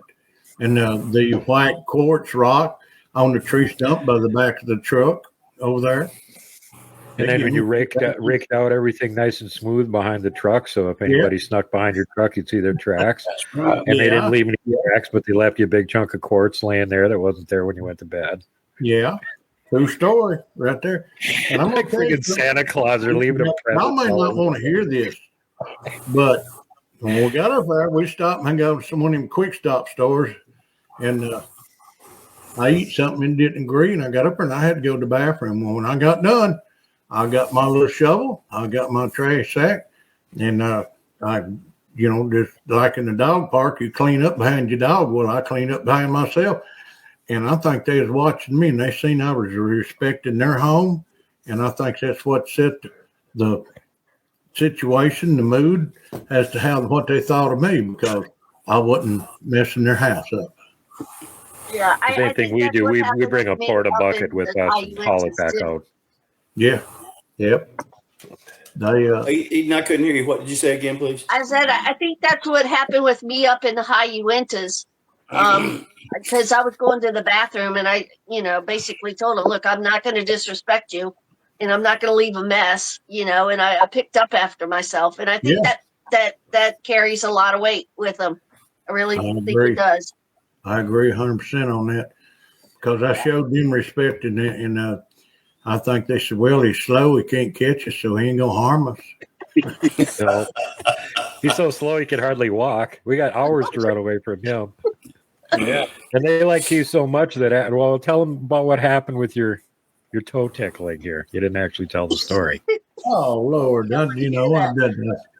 It's wee hours of the morning, and here I am in the camper shell, and I got a blue tarp tied on, and put on over here. I made a corner, and I tied it with orange hay rope, which is hard to break, and set a big water pack of it over there, 28 water, the big bottles, and a 35 flat of Diet Dr. Peppers there. And then I got up in there and I folded the other side up on the driver's side, the blue tarp, folded it up under there and put my mattress on it. My feet's about 6 inches from the end of the tailgate that way. And I tied it over there, and I wake up and I asked myself, what did something just tickle my foot? And, why did I wake up? I was sleeping good. I was warm. Duke done come over and borrowed clothes and covers to get warm. Yeah, because it was really cold. And that's the other thing. That's why he had the whole end completely tarped off and tied off, because it was really cold. And he had the little vent in between that and the front of the truck open. So when it would blow heat, that would go in the back and keep him warm. Yeah. See? I set up. I wasn't prepared, and then I wake up and I say, Self, did something just tickle your foot? And Self says, yes, something just tickled your foot. And then it done it again. I'm like, Self, are you sure I'm not having a bad dream? And Self says, yep. I ain't moving. I ain't giving my position to move. I was in the Marine Corps. I'm not doing it. And then when it done it the third time, I lost my composure. And I was still up there close to 400 pounds, and I wadded up in the front of that little area I had in front of that fender well next to the cab in the bed of that truck. And I just stayed there, and after a few moments, I raised up, and I look over Duke's tent out there about 30 yards from me through the window, and it zipped up. I can see it because we had moonlight that night. It was bright. And I'm looking, and just about that time, I said, if Duke got warm and he ain't unzipped that tent, he ain't going to till it warms up tomorrow morning. And I finally got nerve enough to reach down there and raise the tarp that wasn't under the flat of waters or the flat of Dr. Peppers, and had been untied, hadn't been broke, hadn't been cut. And the corner over there where I had my little cubby hole to sleep in was untied. And I took one hand down there and I reached it down under there, one hand real careful, and I got a grip on that tarp. And I come up and directly I got leaned over far enough, got both hands on it, yanked it up thinking I'm going to see Duke standing there. I really did. And I yanked it up and there ain't nothing there. I went forward and I can hear Duke over there snoring real loud. he done got more stumpy, and he's sawing some logs. He's lumberjacking inside the tent, and they're sleeping real good. And I'm like, well, what the hell? It wasn't a chipmunk, and it ain't no squirrel. Keith, you're braver than I am. Because when I had something slap me on the ankle, I laid there like a log of wood the whole night till the daylight came up. I didn't move. I didn't uncover. I had a tarp pulled over me. We were on cots outside, and it started raining. So I snapped my tarp to my cot legs. Well, I wasn't moving. Don't think that I didn't contemplate about raising the tarp up a little bit, but I said, well, it didn't yank me out and eat me head. It ain't going to now. You know, I yanked that tarp up, and the first thing I done, leaned forward and looked towards Duke's tent. Oh, buddy, that's when a chill went across me right then, because I realized he's in that tent and he's staying asleep. The chilling sound of Duke snoring like a chainsaw. Yeah. What's the rest of the story, Keith? What'd you do the rest of the night, or was that morning time? I climbed back up in there and went back to sleep. I had a deer wake me up about probably just before daylight, and the snow was 2 inches from the mirrored glass window in my camper shell. There's a big old doe standing there. And looking at the window at him. She couldn't find me. She couldn't see me. She didn't understand it. I have to ask y'all all something. All right, so like I've been in a really active area where we had vocalizations. And we had half a dozen deer come up and lay down and sleep within 30 feet of us the whole night. Has anybody ever had that happen to them? Multiple times. They come right into camp, sleep in camp. As soon as the sun comes up, they're scared of humans and they run away. Yeah. So what, Keith?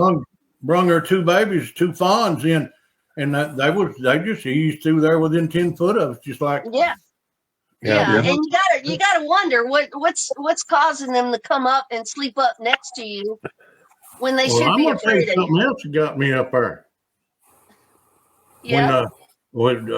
It reverberated inside my camper shell. The screen on my camper shell vibrates.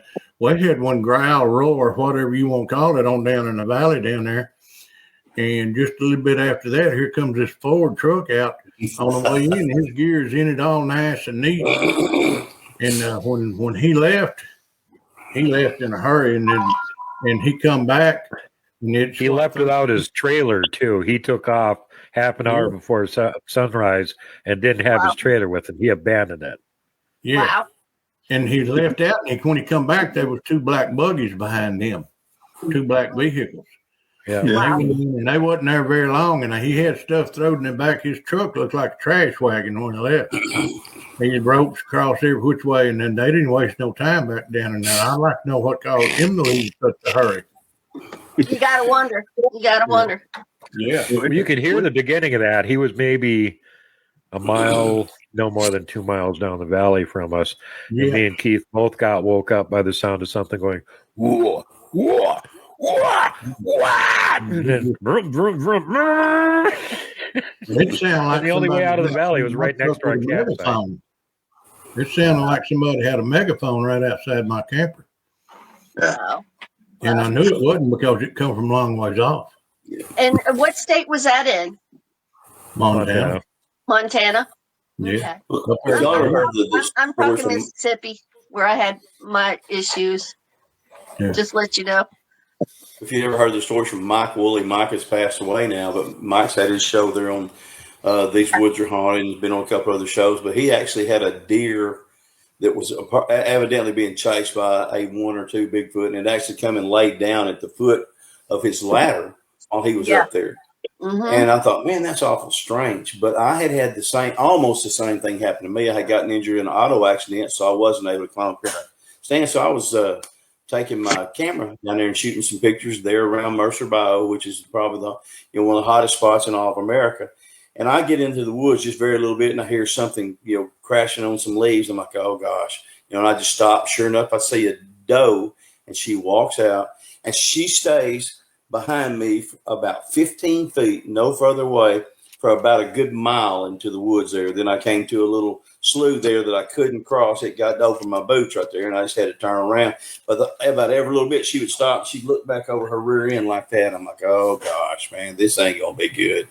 And so, you know, I was armed and everything just in case. But so sure enough, we get in there. I stop at where the bank of the slough is. She sits there and she stops again. She looks over her rear. I'm like, this is where it's going to happen right here. Well, sure enough, nothing happened. But she was just so insecure. I started walking back to the car there where I was, and she got behind me about 15 feet, and she stayed the same distance. I would stop, and she would stop. But this time, she didn't look back over her rump. She stopped, and she looked straight ahead, and I'm like, oh, man, what are we walking into now? But we got there just probably about 50 yards from the truck, and she stepped off into the same thicket that she stepped out of. And I thought, oh, man, I'm going to hear her bleating or hollering or something like that. Something's going to get her, but I never did. And so I'm like, well, thank goodness for that. And I was hoping she had made it, but I got in my vehicle because it made me uneasy. When the animals are uneasy, I'm definitely uneasy. Yeah. You know? Yep. And so that's the only thing I've ever had happen with deer. But we did have on October 12th in 2015 when I saw one, or 2016, I'm sorry. And we were down there, and all the deer had been, instead of camping real close to the edge of the woods when early in the year, so they could get away and get back into the woods, all the deer were right in the middle of the gas line there. I told Reese, I said, there's something they're making them, be away from that wood line as far as that right there. I mean, it wasn't an hour till all of a sudden we see down there where I've had an encounter before, and all of a sudden here comes this Bigfoot chasing a deer across the fence line. And he's running to beat the band. I've got my spotlight on him. He's got his going that way. So I hollered at him and turned around when we did. And this thing had already chased the deer into the woods, but he had gotten spooked by us being there. All of a sudden, he comes back out of the woods and he looks at us like he's fixing to eat us. And his eyes turned red to orange. And he's just sitting there just staring. I'm like, oh, my gosh. Most of the time, I think that story about the red eyes is generally overrated, but this one, he was actually looked like, if he was mad. Of course, the one down there in Florida, the Myacus concave, it's got the orange eyes too, orange red eyes. But he was not happy with me for some reason. If those eyes were a clue of how angry it was, that would have been it, So, but that's the strangest that I've had, down there dealing with the deer and stuff. And they just were not getting close to the edge of that tree line. And the only reason one did was because it was chasing it right down a fence line trying to get to it. And like I said, I hit that spotlight. And it just disoriented him just enough right there where he lost his concentration on his kill and stepped back out. And man, my eyes just me and Steven saw one night actually auto-illuminate there, up there. And with no flashlights or nothing, there's about 7 or 8 of us on the back porch up there. And those eyes just started glowing about 8 inches apart right there. Lasted 4 or 5 seconds and just blinked right out. And we both looked at each other like, did you see that? And, it was just, I didn't know. Yep, sure did. And just say it. It's in Oklahoma. Yep, up in Oklahoma. We're just speaking of Oklahoma. Southeast Oklahoma? I'm sorry? What's the town, Steve? Was that Southeast Oklahoma? Yes. Yes. North of Smithville. Smithville, that was it, Smithville. One of my favorite places to go. Yeah, Oklahoma's a good hotbed right now. Somebody wants to go to have a Bigfoot encounter. Oklahoma, matter of fact, I can't wait for Daniel to come back down. I want to take him up to Chuck's place and go up there and see some of them 80-pound bullfrogs he's got up there. Because me and Stephen had the same thing happened to us at Ground Zero. Heard some out there making noises like bullfrogs. And we just looked at each other and said, "Is that bullfrogs?" I said, "No." Yeah. He wasn't fooling. Yeah, that was really interesting encounter that we had because William and I, instead of us stopping, we kept walking towards it, and the bullfrog started changing into something else. Yeah, wow. And we decided that we had a young one there, so that's when we decided to back off before we did something to get ready. Yeah. Wise choice. Yeah, I've done that before. You're talking about the deer. I was up there in an area close to the Little Missouri River, and it was pretty late in the afternoon, and I decided, well, this would be a pretty good spot to do a Bigfoot call with. And I didn't realize that there were deer in that clean cut whenever I did the Bigfoot call. But I watched about 5 deer come from different parts of the clean cut, and they all grouped up together in the middle of that clean cut, looking around. Wow. Wow. Exactly. They recognized that danger. They knew. We had a hog one time do that, and Reese wanted me to do a Bigfoot call, and I thought, well, what the heck, nobody's around here. And big old boar right there, and he was snapping at us and growling, but boars can growl about like what other animals do. So, man, I do a Bigfoot call, and like I said, the whole herd of hogs just takes off and leaves the woods, including the daggum big boar. So he knew, and I, pretty well, because that's all I had to do in my UPS truck, which is do animal calls. So I knew I had a pretty good Bigfoot call right there, and I think they recognized it for what it was, because it didn't take them no time. And that boar can eat you alive, but he didn't want to tempt. That's the Bigfoot call for bacon's on the menu. So they all knew what that one was. That's it. Hey, bacon's on the menu. Let's get out of here.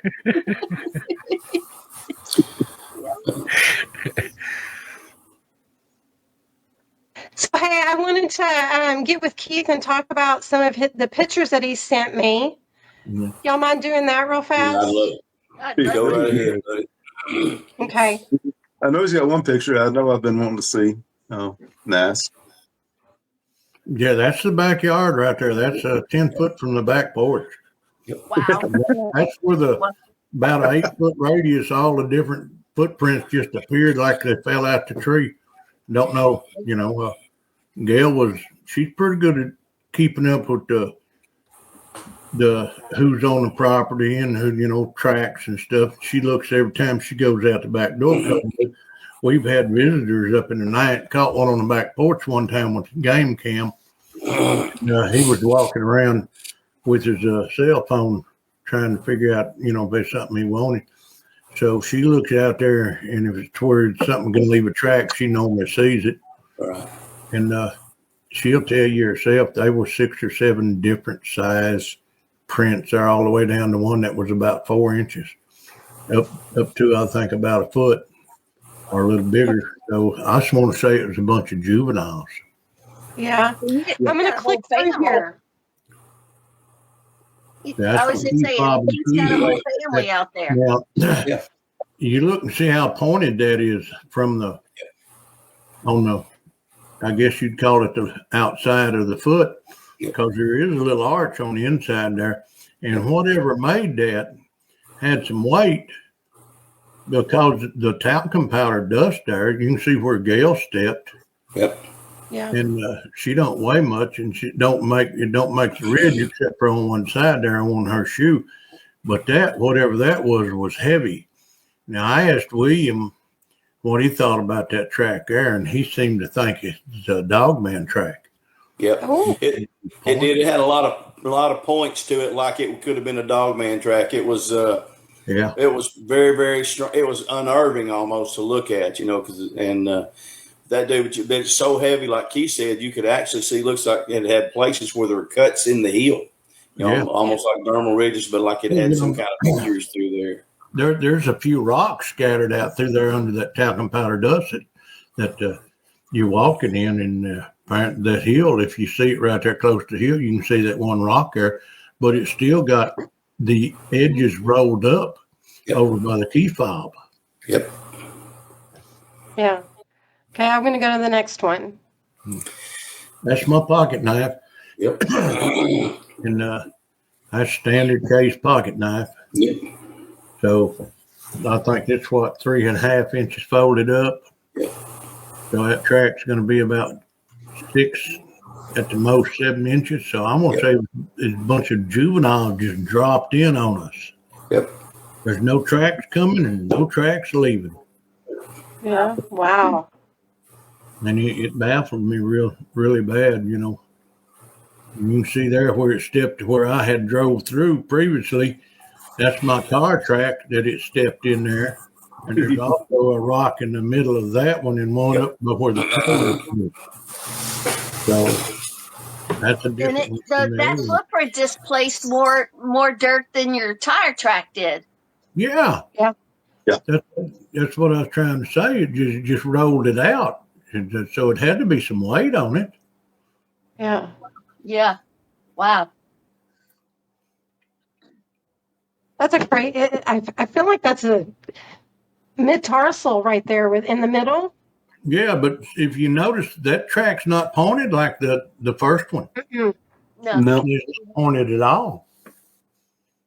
And the big toe is to the right a little bit on it. Yeah. Yeah, wow. Yeah. I have another set of pictures. That's a handprints from up there central Arkansas, out in Lake Norrell area. Now, what that there is when I was in the camper shell again, and I heard something run through there, and I heard something sound like a dog tail wagging against the side of the truck, and it had woke me up, and I heard something come through there, and whatever come through there came through really, really fast. I had woke up, and I heard it come through, and I have no idea what run through there that fast, but it ain't no human that ain't gonna run that fast, and there ain't no horses or livestock out in there. And I've heard deer who hit the ground before running, and that ain't what I heard. And that's got dermal lines and ridges in it. And I was going to say, yeah, you can see the dermal ridges in it. Yeah, that's had one person say that's the holy grail of a Bigfoot handprints on the vehicle right there. He said the most awesome he ever seen. He said there ain't no doubt in my mind what that is. And my hand, when I held my hand up there, that finger is 3 times as big as my finger. I'm going to go to the next one. Yeah, that's the whole handprint. And it starts down at the gas cap and goes all the way up almost to the camper shell. Wow. And that's on the 2019 Ram 1500 truck. And if you look, you see a little thumbprint coming off to the cab side of the gas cap there. You can see part of the palm print and everything on it. And why I didn't think to get some tape and tape it, I don't know. But that dust going in up there, just like limestone dust, is just talcum powder. Yeah. And that truck was all dusty, and I guess he wanted to leave me a handprint.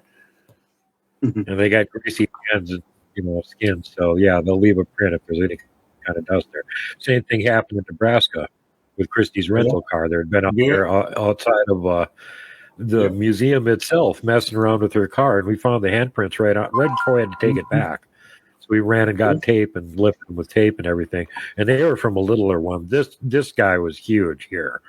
And just for what it's worth, Robin looked into this, Robin Haynes, and she said the individual that left this handprint was one of the ones from here in Montana that came down to visit Keith. Oh. Yep. Well, Robin also said that the one in Montana picking my foot followed me down here home. Yeah. Well, they had so much fun with you the 3 days you were up here. They want you to come back again, see? Yeah. Well, same thing with William. Actually, between you and William, that was the most active I've ever had him in my area. Like right away, they went, "Oh, these guys are superstars. Let's put on a show for them." Well, I don't know that way. I'm boring. They just ignore me. They put on a show when you guys are there. We knew their cousins. That's what it was. So yeah, they're all excited. They already heard the report. Exactly. Well, I know that I know it's getting late, Keith, but I wanted to know, what do you hope comes from your legacy? You're teaching people. I hope that people realize there's good ones, and that this mentality, they're going to go out and prove it, but killing one never happens. Yes. Yeah. That's what I hope. Agree. That's what I want. agree. I want it to be where you can break bread with them, and like the Indians used to do. Yeah. If you read the hieroglyphics from the Indians and stuff, and if there's bad ones, let the good ones take them out. Yeah. And they like will. our society does. Mm-hmm. Yeah. So That's what I would. That's part of the problem. We don't have that communication with them anymore. So we got one guy of the tribe that can go meet with them and go, "Hey, who's this jerk that's over here stealing all the livestock and beating up humans? Get rid of that guy. He's a problem." They would then take care of it. And I promise you, the Falcon monster is still down there behind the Cersei house. I promise you that, because a cousin of mine dumping his scraps out down there, if he goes 3 nights without doing it, he gets reminded that they want him scraps. That's awesome. That's awesome. Feed me. Yeah. Did you see the picture? The picture Christy got of that one with the red face? Because she claims that's a Falk Monster's kid. That's Really? the squatch lid of the Falk Monster himself. He's real peculiar looking. He's got a red face. Well, I'll tell you what. Now I've been down inside Louisiana, but I ain't been with no redhead. Stop it! I have seen a ginger down here. Have you? The one I seen there at West Fork Kelly Bayou was basically about the color your hair is right now. Yeah. I call it cedar brownish red. Yeah, Cedar trees I've seen one when that they're color. black. I've seen a black one too, but yeah, I've seen a red one. It's a There's little bit gingers darker than out what there. your hair color is there, and And it was they tall. say the gingers are mean, but you know what? I'm gonna have to say something. That just ain't right. Well, it might be all the gingers are females. Maybe. Well, this one, Keith, you need to contact Christy and have her send you that picture so you can take a look at it. And mostly, the Bigfoot don't have much face hair or anything, so Well, this wasn't red facial hair. His skin is like bright red. Yeah, I'll tell you right now, I will be, if I'm still doing good as I am now, Pop and Christy Sy and me's going to make Nebraska again. One time. Right on. That'll probably be my Christy's last. a sweetheart. I love her to death. I went to high school with her sister. Did you? Yeah, I've known Christy for years. Yeah. Well, I met her daddy, and me and him hit it off. He's a little bitty man, but he's just so likable and everything. And she told me that he's gonna come up there with her this time, and I said, "Can I join in?" She said, "Yeah." So I decided to go because Pop's going. Awesome. You'll have to let me know about it. And I will support the community around Uncertain and Karnak down there at their events. But other than that, as long as certain people are involved with Falk and certain promoters are, I will not drop my standards and my integrity to be around them. That's understandable. I appreciate that. And I will support the community that I'm moving to down there. As a matter of fact, they've done asked me. I said, anytime you want to book me, just book me and let me know. So they're planning on doing about 3 or 4 different events a year. Awesome. And everything. But thank you. So you're only semi-retired, is what you're saying. Yeah, he is. Yeah, you got to support your community. They've supported me. They've stood by me and Gail 100%. And there's nobody up in here supporting us the way them people down there support one another. That's one of the main reasons I'm moving down there and Gail's going with me, is because that community down there, if you need something, all you got to do is let one person know, and then they'll take turns making sure that it's the situation covered, or you're set with, or gone to the hospital during a 10-hour surgery or something, and be there 6 days tied up away from their house just to see to it that you're took care of. Now I can't never had that around this part of the country. That's There's awesome. great people down there in Uncertain, Texas, and Karnak. Yeah. Besides that, the fishing's good. Let me some fishing. What are they uncertain of? Well, they was Uncertain if it's uncertain when they Texas. was that one, so they named it Uncertain.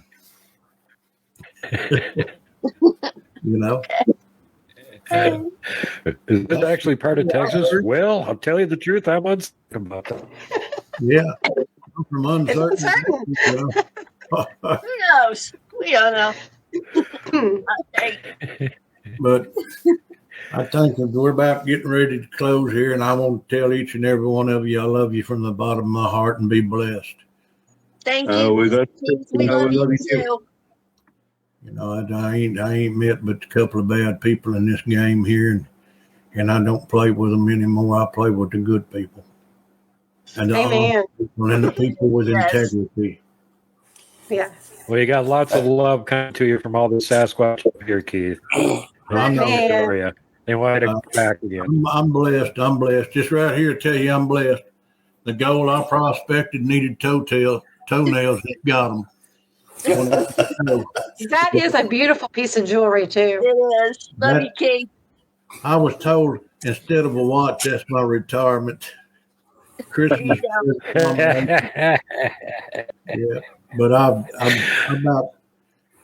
I didn't drop a tear, but all I had done was blink my eyes, and I'd have been crying when I seen it when I got it back. Yeah. Who needs a gold watch when you got that thing? You just look at that and go, what time is it? It's Bigfooting time. That's what time it is. That's what I said. So it's been awesome. Does anybody want to say any final words to Keith before we get off? Well, I just want to say, Keith, I appreciate you. You're a sweetheart. You've always made me feel so comfortable, and I always enjoy talking to you. And I look forward to talking to you some more. It's mutual. I enjoy seeing you every time I see you. And I'm gonna have to bring my little socket cat. Yeah, little socket. Yeah, little one-eyed critter. Yeah. Y'all, just so you know, I had the camp out. I had this little kitten. She was still on soft food, so I brought her up to the camp out with me. She's only got one eye. Her mama brought her up. She had already lost her eye. And Keith said, well, she just a little socket. So that's what we call her now. Her name's Socket. Yeah. Cute. I've been honored. Thank y'all, guys, for all y'all, man. It's just a pleasure to do this, especially my friend Keith there, man. He's added so much to, we don't ever have a bad time. Not a one. You could ask about all the things that we can remember of doing things. It never can remember a bad time. And then especially, about everybody here. So Keith, I appreciate it. He knows how much I love him, man. I'm not ashamed to say that. I'm secure in my manhood, because he's been a good friend to me, and I hope he lives many, many more years, because I'm going to harass him as long as I can. I'll tell you, my cardio doctor says it's bad. This pacemaker's got 12 more years of juice in it. So maybe I'll sweet. Good deal. Keith, thanks for everything. Got your hat here, of course. All right. I got one on just like it tonight. There you go. I wore this around Seattle, Washington for an entire week. And several people stopped me and asked me questions about it. Really? That's awesome. Yeah. Awesome. Well, it was a pleasure meeting you, and I'm glad I got to host you down here for a little bit. And when it comes to them reptiles, them the ones that crawls on the ground down here, watch your step, because just like the bottom's boogers, they're out there. Yeah, thanks for everything. You're awesome. You're welcome. Steven? Well, Keith, I do appreciate you being a genuine person that you are. And that's something that's very important to me. Just like with you, somebody's character is worth more than their name, I mean, it's what makes their name good. It's real easy to be that way. And it's really easy. It's so easy to be that way because you can tell the genuine people when you're around them, and that's who I associate with. And Mr. Big Stephen Hill. I enjoy every time I'm around you, and you tell Miss Leela I got a new T-shirt she got to have. Well, I look forward to that. I do. I sure do. It's maybe in the future we'll have more time to sit around the fire and visit. That's something I've always enjoyed, you know. Yeah, I'm gonna put a fire pit out on the pier. The gazebo that's out there on top of the water. I'll put that fire pit right out there and stick that rod and reel in your hand when you get down there. Sounds like that to me. Yeah, you've always been a genuine person ever since I first met you. I mean, you haven't changed. You've never been two-faced or anything else. So that's I mean, you've always been steady, and I've always appreciated that about you. Well, I'm glad. Friendship's hard to come by, and when you get a good one, you got to respect it and honor it. And I'm trying. Right. Well, for my part, I got to say it's been a genuine pleasure and honor being on this panel with all these amazing people. And every time we have the Cryptid Wilderness Research team together, it's like a freaking Avengers movie. And I'm just, really, really glad to be one of the cast members on it. I don't know which one I am, but I'm on there. And having Keith on there is icing on the cake. Keith, gentleman, honest as the day is long, and that's an important thing in the Bigfoot community. Keith doesn't BS about anything. If he tells you something, take it to the bank. It's for real. He doesn't even embellish. Sometimes he short sells it. And, it's just been a real pleasure and an honor for me getting to actually meet Keith after years and years of being terrified by the movie he was in. Well, I'm not one of that's the guy that was scared the hell out of me for years. Yeah. It's been a pleasure knowing you, and I'll continue. If I get a chance and live long enough, I'll be back up there on that mountain with you. Good night. Love y'all. Good night. Everybody be blessed. Good night. Good night. Bye-bye.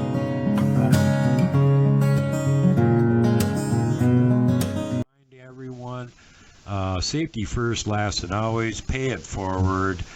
Don't be mean to people if you don't have to be. Don't flip off the mountain giant. Don't poke Dogman with a stick. Don't punt the puck, would you? And for God's sake, whatever you do, do not hug the Wookiee.